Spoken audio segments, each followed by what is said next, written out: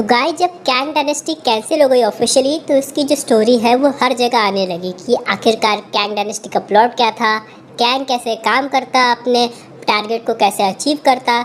लेकिन इन सब के बाद यहाँ पे जब डॉक्टर डूम कैंग को रिप्लेस कर दी है, तब इनसे रिलेटेड भी काफ़ी सारी थ्योरीज आ रही है कि आखिरकार डॉक्टर डूम अपने प्लान को कैसे एग्जीक्यूट करने वाले हैं। बहुत लोग के दिमाग में एक डाउट था कि यहाँ पे जैसे कि थेनोस को लेकर मार्वल ने हाइप बिल्डअप की थी, वैसे डूम को लेकर क्या वो करने वाला है कि नहीं। क्योंकि बात करें कैंग की, तो उसके लिए तो हाइप बिल्डअप हो ही रही थी। चाहे सीजन 1 की बात करें, उसके बाद सीजन 2 में भी हम लोग को दिखाई दिया था, फिर क्वांटममेनिया में भी।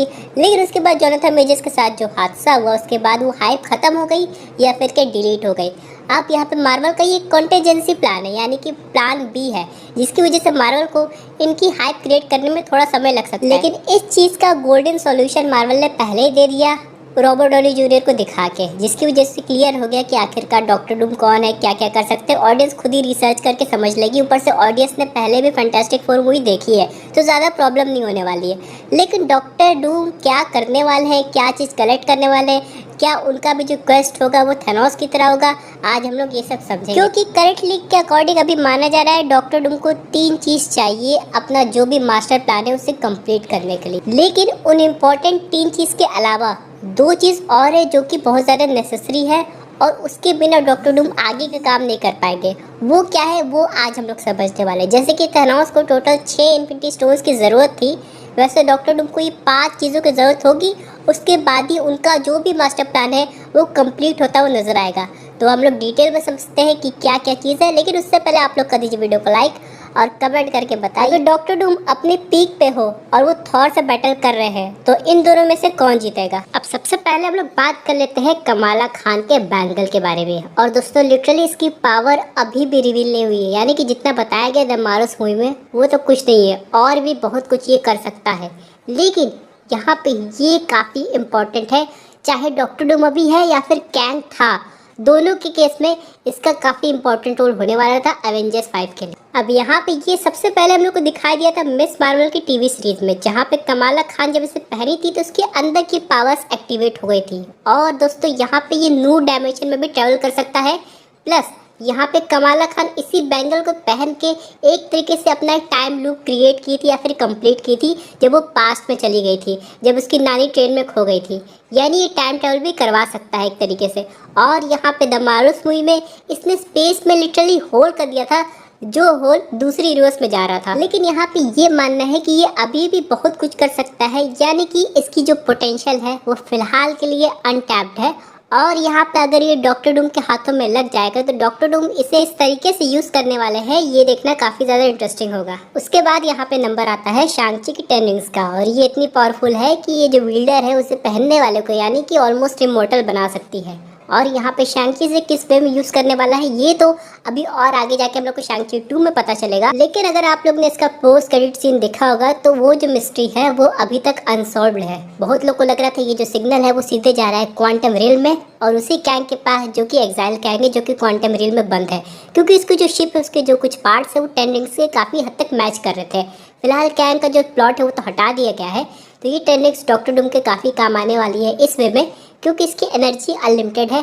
प्लस ये वील्डर के विल के अकॉर्डिंग चेंज होती है। इसका साफ मतलब ये है कि जब शांग-ची और वेंग बू आपस में बैटल कर रहे थे, तो जब रिंग्स कुछ उनके पास थी फिर उनके पास थी, तो उस रिंग का जो ऑरा है या फिर क्या कलर है वो चेंज हो रहा था। उसी तरह यहाँ पे डॉक्टर डूम की क्या पर्सनालिटी है उस हिसाब से रिंग का कलर चेंज हो जाएगा, और हो सकता है डॉक्टर डूम के विल की वजह से ये और पावरफुल हो जाए। अब काफ़ी समय से लोग कमाला के बैंगल और स्टैन रिंग्स का कनेक्शन बैठाने की कोशिश करते हैं, क्योंकि हिंट मिली है, लेकिन अभी तक कोई परफेक्ट कनेक्शन बैठा नहीं है। क्या ये लोग सेम ही पार्ट है या फिर अलग अलग है। यहाँ पे एक ऐसी पॉसिबिलिटी बनती है कि शांग-ची के 10 रिंग्स और कमाला के बैंगल को एक साथ मिलाया जाए तो वो कोई और तगड़ा आर्टिफैक्ट बन जाएगा जो कभी किसी ने सोचा भी नहीं था, और मे बी डॉक्टर डूम ऐसा करके रहेंगे। अब तीसरे नंबर की चीज़ कोई गैजेट या आर्टिफैक्ट नहीं है, बल्कि खुद एक इंसान है जो कि पूरे मल्टीवर्स में एक ही है, जो कि है अमेरिकन चैवेज़। और इसकी स्पेशलिटी क्या है वो आप लोग doctor strange multiverse of madness देखने के बाद समझ गए होंगे कि ये पोर्टल्स ओपन कर सकती है दूसरी दुनिया की, यानी कि सीधे दूसरी यूनिवर्स के। पहले तो देखा जाए इसकी पावर्स लगभग अनकंट्रोलेबल थी, यानी कि अपनी पावर्स को कंट्रोल नहीं कर पाती थी। लेकिन बाद में मूवी के एंड में इसे समझ में आ गया कि अपनी पावर्स को कैसे कंट्रोल करना है,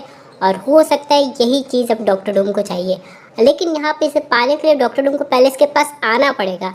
और ये वो कैसे करेंगे, ये सबसे बड़ा सवाल है, क्योंकि यहाँ पे एक तरीके से वो मल्टीवर्स ही ट्रैवल करेंगे तभी इसको पा पाएंगे, या गलती से उसके यूनिवर्स में चली जाएगी तब बात कुछ और बैठ। फिलहाल ये इंसान है, कोई गैजेट नहीं है, लेकिन डूम इसकी बॉडी को पकड़ के स्टडी करना चाहते होंगे कि आखिरकार इसकी बायोलॉजी कैसे वर्क करती है, और वो जेनेटिक मॉडिफिकेशन को कॉपी करके हो सकता है अपनी बॉडी में भी पुट कर दे, ताकि वो भी मल्टीवर्स ट्रैवल कर सके बिना किसी गैजेट के। और अगर ऐसा डूम करने में कामयाब हो गए तब भाई उनको कोई नहीं रोक सकता है। अगली सबसे इम्पोर्टेंट चीज़ जो डूम के काफ़ी काम आने वाली है, और शायद डूम ने से जीत भी लिया होगा, वो है इन्फिनिटी स्टोन। अब इन्फिनिटी स्टोन का दोस्तों रोल अभी भी होने वाला है, क्योंकि पुरानी चीजें वापस आ रही हैं। इन्फिनिटी स्टोन्स पीछे क्यों हटेंगे। हालांकि हम लोग ने इन्फिनिटी स्टोन्स का अलग अलग यूज व्हाट इफ के टीवी शो में देखा है, और यहाँ पे हम लोग को ये भी पता चला है कि एक यूनिवर्स के जो इन्फिनिटी स्टोन है वो किसी दूसरे यूनिवर्स में वर्क नहीं कर सकते। लेकिन यहाँ पे बात हो रही है डूम की, जो कि यहाँ पे इम्पॉसिबल काम करने में काफी ज्यादा माहिर है, और उसने हो सकता है सिंगल हैंडेडली थेनोस को डिफीट तो कर दिया हो, साथ ही में इन्फिनिटी स्टोन्स भी कलेक्ट कर ली हो, लेकिन उन स्टोन्स में कुछ ऐसी मॉडिफिकेशन की हो अपनी टेक्नोलॉजी के बेसिस पे, जिसकी वजह से वो उन इन्फिनिटी स्टोन्स को हर एक यूनिवर्स में वर्क करा सकता है, इररिस्पेक्टिव ऑफ मल्टीवर्सल लॉ जो स्टोन्स पे लागू होंगे, जिसकी वजह से डॉक्टर डूम के बनाए हुए इन्फिनिटी स्टोन, या फिर कहे डूम के मॉडिफाइड इन्फिनिटी स्टोन्स सबसे ज्यादा पावरफुल है पूरे मल्टीवर्स में, जो कि डूम को हर एक फाइट में सपोर्ट करेंगे जब वो दूसरी दुनिया में लड़ने जा रहा हो। और गाइस, आखिरी और सबसे मुश्किल चीज जो कि डॉक्टर डूम को चाहिए वो है टेम्पोरल लूम। अब ये कोई आर्टिफिशियल लूम नहीं है जो कि यहाँ पे कैंग ने बनाया था या फिर ह्यू रिवेज ने डिजाइन किया था एक सिंगल टाइमलाइन को होल्ड करने के लिए, बल्कि ये लिविंग लूम है जो कि लोकी पकड़ के बैठा हुआ है एक जगह, और यही डॉक्टर डूम को चाहिए। हालांकि इसका क्या रीज़न हो सकता है ये तो डूम को ही पता होगा, लेकिन इसके थ्रू ये बहुत सारी चीज़ कंट्रोल में ला सकता है, और डॉक्टर डूम को इसे हर कीमत पे हासिल करना होगा। उसके बाद ही इसके आगे का प्लान समझ में आएगा ऑडियंस को। लेकिन क्या वो ऐसा कर पाएगा, क्योंकि सामने बैठा है वो ऐसा वैसा लोकी नहीं है भाई, वो गॉड लोकी है, और वो टाइम को चेंज कर सकता है, टाइम रोक सकता है, स्टोरी को रीराइट कर सकता है, और उससे भिड़ना डूम के लिए शायद अपनी लाइफ का सबसे बड़ा चैलेंज साबित होगा। इसीलिए लूम के पास जाने से पहले डॉक्टर डूम ये 4 चीज़ को इकट्ठा करने की कोशिश करेगा, जिसमें से सबसे पहला है कमाला का बैंगल, शैंग-ची के रिंग्स, उसके बाद अमेरिकन शैवेज और अपने मॉडिफाइड इन्फिनिटी स्टोन। और यहाँ पे एक बात याद रखनी चाहिए आप लोग को कि टेक्नोलॉजी के अलावा डूम को काफ़ी अच्छे से मैजिक पता है, वो भी डार्क मैजिक। तो यहाँ पे लोकी और डूम का जब आमना सामना होगा तो ये देखने में लिटरली बहुत मज़ा आने वाला है। वैसे आप लोग को क्या लगता है, क्या डूम अपने प्लान में कामयाब होगा? क्योंकि कहा जा रहा है कि सीक्रेट वॉर जो होगी वो एवेंजर्स की मूवी होगी, लेकिन डूम्सडे में जीतने वाले तो डॉक्टर डूम है। वैसे आप लोग को क्या लगता है दोस्तों, आपके हिसाब से और कौन सी चीज़ है जो कि डॉक्टर डूम कलेक्ट कर सकते हैं? आप लोग के माइंड में क्या चल रहा है, कमेंट करके ज़रूर बताइएगा।